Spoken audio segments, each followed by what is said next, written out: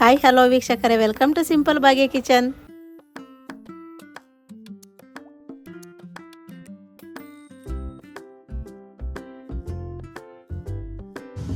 ಇವತ್ತು ನಾನು ನಿಮ್ಗೊಂದು ಸೂಪರ್ ಆಗಿರುವಂಥ ಪಾಲಕ್ ಸೊಪ್ಪು ಬಳಸಿ ಮನೆಯಲ್ಲೇ ಪಾಲಕ್ ಪರೋಟ ಹೇಗೆ ಮಾಡೋದಂತ ತೋರಿಸ್ಕೊಡ್ತೀನಿ. ಈಸಿಯಾಗಿ ಮತ್ತು ಸಿಂಪಲ್ಲಾಗಿ ಟೇಸ್ಟಿಯಾಗಿರ್ಬೇಕು ಆ ರೀತಿಯಾದಂಥ ಪಾಲಕ್ ಪರೋಟನ ಹೇಗೆ ಮಾಡೋದಂತ ತೋರಿಸ್ಕೊಡ್ತೀನಿ. ನೋಡೋಣ ಬನ್ನಿ. ಒಂದು ಮಿಕ್ಸಿ ಜಾರ್ಗೆ ನೋಡು, ನಾನು ಪಾಲಕ್ ಸೊಪ್ಪು ಚೆನ್ನಾಗಿ ತೊಳೆದು ವಾಶ್ ಮಾಡಿ ಹಚ್ಚಿಟ್ಕೊಂಡಿದ್ದೀನಿ. ನೀವು ಹಾಗೆ ಆಗುತ್ತೆ ಹಾಕ್ಬೋದು, ಇಲ್ಲ ಹಚ್ಕೊಳ್ಳೋರು ಹಾಕ್ಬೋದು.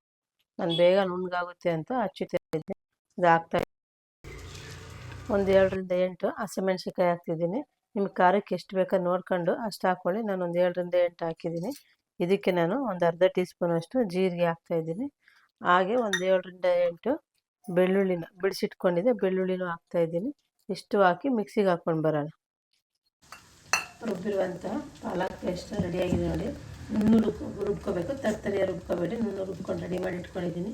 ಹೇಗೆ ನಾವು ಪರೋಟಕ್ಕೆ ಹಿಟ್ಟು ಕಲಿಸೋದಂತ ನೋಡೋಣ ಬನ್ನಿ. ಒಂದು ಪಾತ್ರೆ ತೊಗೊಂಡಿದ್ದೀನಿ ಹಿಟ್ಟು ಕಲಸೋದಕ್ಕೋಸ್ಕರ. ನಾನು ನೋಡು, ಒಂದು ಬೌಲ್ ಆಗೋವಷ್ಟು, ಒಂದು ಅರ್ಧ kg ಜಾಸ್ತಿನೇ ಇದೆ, ಅಷ್ಟು ಗೋಧಿ ಹಿಟ್ಟು ತೊಗೊಂಡಿದ್ದೀನಿ. ರೆಡಿ ಮಾಡಿ ಇಟ್ಕೊಂಡಿದ್ದೆ. ಗೋಧಿ ಹಿಟ್ಟು ಹಾಕ್ತಾಯಿದ್ದೀನಿ.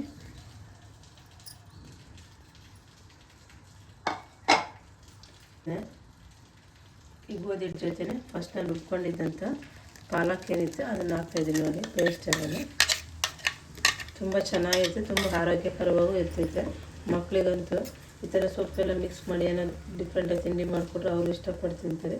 ಇದ್ರ ಜೊತೆ ನಾನು ನೋಡಿ, ಉಪ್ಪು ಎಷ್ಟು ಬೇಕೋ ಅಷ್ಟು, ಚಪಾತಿಗೆ ಎಷ್ಟು ಉಪ್ಪು ಬೇಕಾಗುತ್ತೋ ಪರೋಟಾಗೆ ಅಥವಾ ಚಪಾತಿಗೆ ಅಷ್ಟು ಉಪ್ಪು ಹಾಕಿ ನೀಟಾಗಿ ಒಂದ್ಸರಿ ಮಿಕ್ಸ್ ಮಾಡೋಣ. ನೀರು ಏನು ಹಾಕೋದಿಲ್ಲ, ಫಸ್ಟ್ ನಾವು ನೀಟಾಗಿ ಮಿಕ್ಸ್ ಮಾಡೋಣ.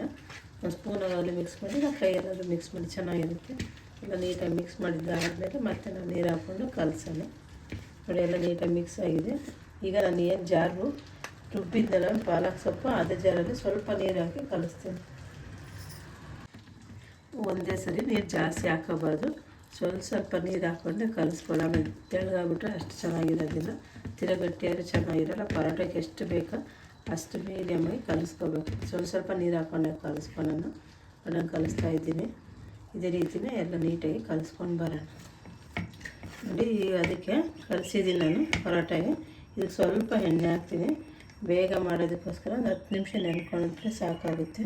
ಸ್ವಲ್ಪ ಲೇಟಾಗಿ ನಾವು ಚಪಾತಿ ಮಾಡ್ತೀವಿ, ಇಲ್ಲ ಪರೋಟ ಮಾಡ್ತೀವಿ ಅಂದರೆ ಎಣ್ಣೆನ ಹಾಕ್ಬಿಡಿ. ಹಾಗೆ ಕಲಸಿ ಒಂದು ಅರ್ಧ ಗಂಟೆ ನೆನೆ ಹಾಕ್ಬಿಡಿ.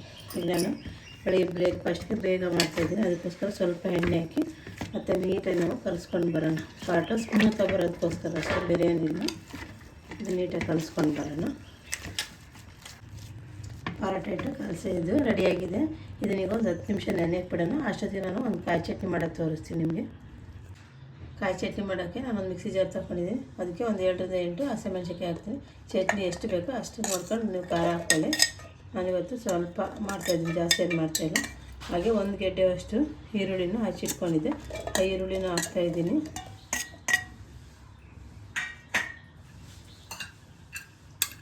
ಒಂದು ಬೆಳ್ಳುಳ್ಳಿ ಗೆಡ್ಡೆನ ಸುಲಿದಿಟ್ಕೊಂಡಿದ್ದೆ, ಬೆಳ್ಳುಳ್ಳಿನೂ ಹಾಕ್ತಾಯಿದ್ದೀನಿ.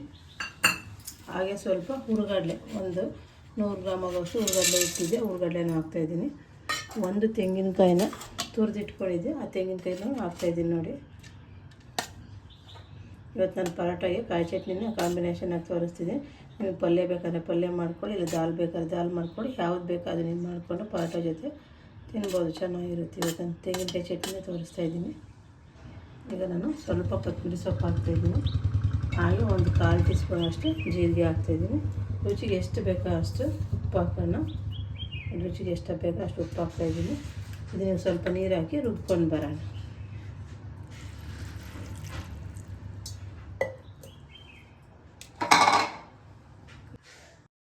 ಚಟ್ನಿ ರೆಡಿ ಆಗಿದೆ ನೋಡಿ, ಕಾಯಿ ಚಟ್ನಿ.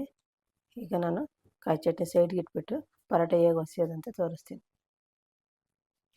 10 ನಿಮಿಷ ಆಗಿದೆ ನೋಡಿ. ನಾನು ಚಟ್ನಿ ಮಾಡೋ ಅಷ್ಟೊತ್ತಿಗೆ ಹಿಟ್ಟು ನೆನ್ಕೊಂಡಿದ್ದೆ. ನಿಮಗೆ ಟೈಮ್ ಇದ್ದರೆ ಒಂದು ಅರ್ಧ ಗಂಟೆ ನೆನೆಸಿಡಿ. ಎಲ್ಲ ನೀಟಾಗಿ ಕಲಿಸ್ಬಿಟ್ಟು ಚೆನ್ನಾಗಿ ಬರುತ್ತೆ. ಇಲ್ಲ ಈಗೇನೆ ಅರ್ಜೆಂಟ್ ಅಂದರೆ ಈ ಥರ 10 ನಿಮಿಷ ಆದರೆ ಸಾಕಾಗುತ್ತೆ. ನೋಡಿ ಎಷ್ಟು ಸ್ಮೂತಾಗಿದೆ. ಸ್ವಲ್ಪ ಎಣ್ಣೆ ಹಾಕಿರೋದ್ರಿಂದ ಸ್ಮೂತ್ ಜಾಸ್ತಿ ಬಂದಿದೆ.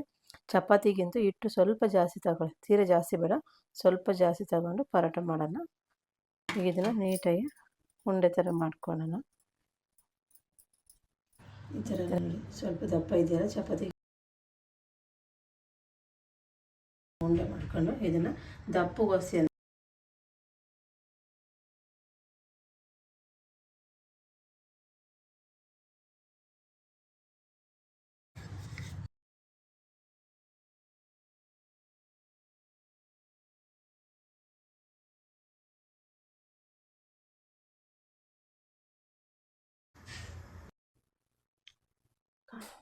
ಸ್ಟವ್ ಮೇಲೆ ಒಂದು ತವ ಇಟ್ಟಿದ್ದೀನಿ. ತವಕ್ಕೆ ನೋಡಿ ಎಣ್ಣೆ ಹಚ್ಚುತ್ತಾ ಇದ್ದೀನಿ. ನಾನು ತೆಂಗಿನ ಗುಂಜು ಮಾಡ್ಕೊಂಡಿದ್ದೀನಿ ಎಣ್ಣೆ ಹಚ್ಚೋದಕ್ಕೋಸ್ಕರ. ತೆಂಗಿನ ಗುಂಜಲ್ಲೇ ಎಣ್ಣೆ ಹಚ್ಚುತ್ತಾ ಇದ್ದೀನಿ.